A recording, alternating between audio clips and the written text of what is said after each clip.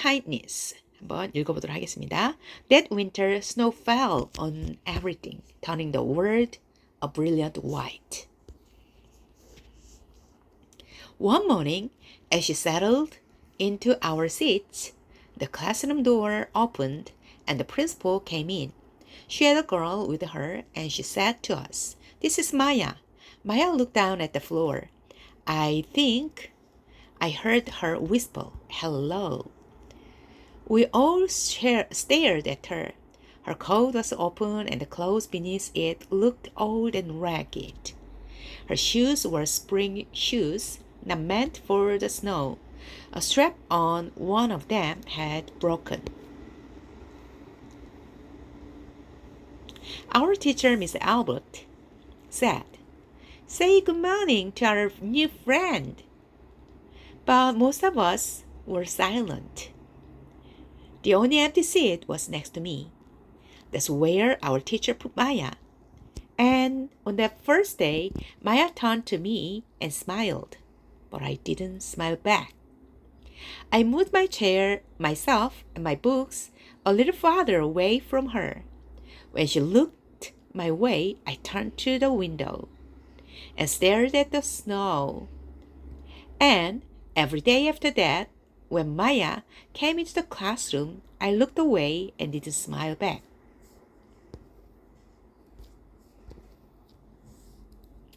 My best friend that year were Kendra and Sophie. At lunchtime, we walked around the schoolyard, our fingers laced together, whispering secrets into each other's ears.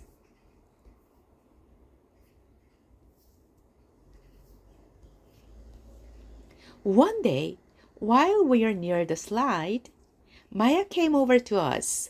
She held open her hand to show the shiny jacks and tiny red ball she'd gotten for her birthday. "It's a high bouncer," she said, but none of us wanted to play.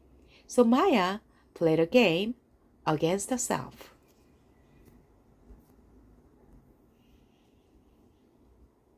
That afternoon, when we got back into the classroom, Maya whispered to me, "Bet you can't guess who the New Jack's champion of the world is." Behind me, Andrew whispered, "Chloe's got a new friend. Chloe's got a new friend." "She's not my friend," I whispered back. The weeks passed. Every day we whispered about Maya, laughing at her clothes, her shoes, the strange food she brought for lunch.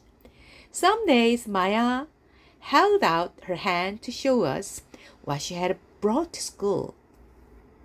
A deck of cards, pick-up sticks, a small tattered doll. Whenever she asked us to play, we said no.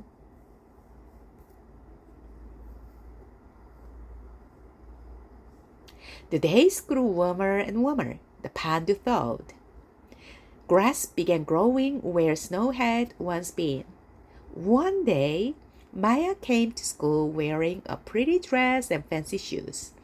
But the shoes and the dress looked like they'd belonged to another girl before Maya. "I have a new name for her," Kendra whispered. "Never knew."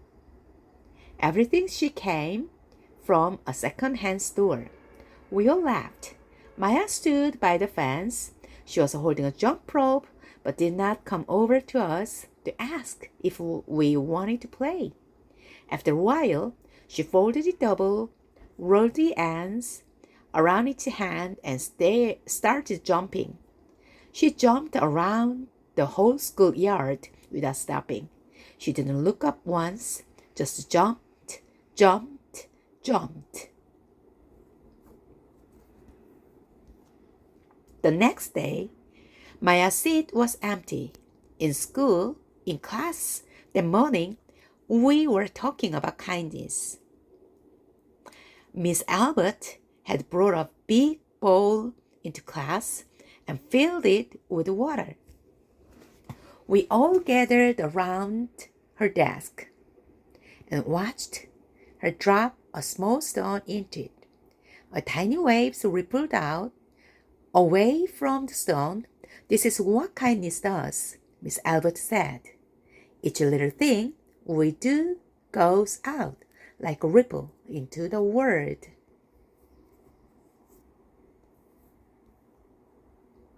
Then Miss Albert let us each drop the stone in as we told her what kind of things we had done. Joseph had held the door for his grandmother. Kendra helped change her baby brother's diaper. Even mean old Andrew had done something. "I carried teacher's books up the stairs," he said. And Miss Albert said it was true. I stood there, holding Miss Albert's rock in my hand, silent. "Even small things count," Miss Albert said gently, but I couldn't think of anything and passed the stone on.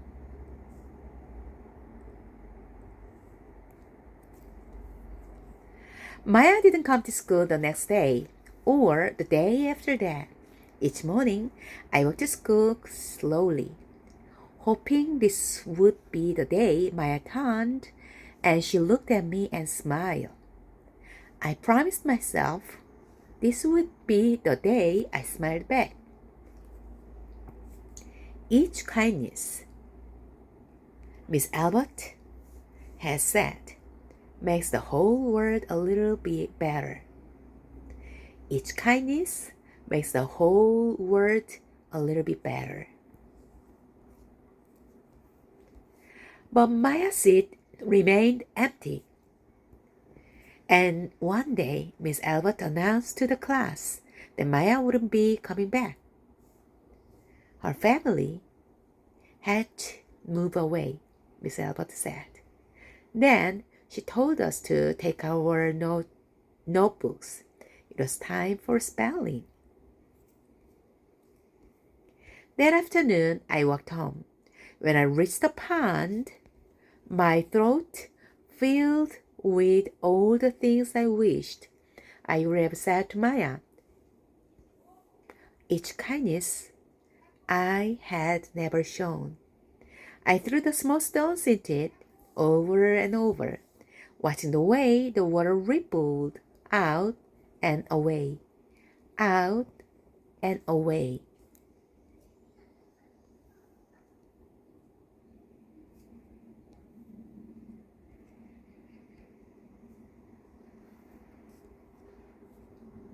I watched the water ripple as the sun set through the maples, and the chance of kindness with Maya became more and more forever gone.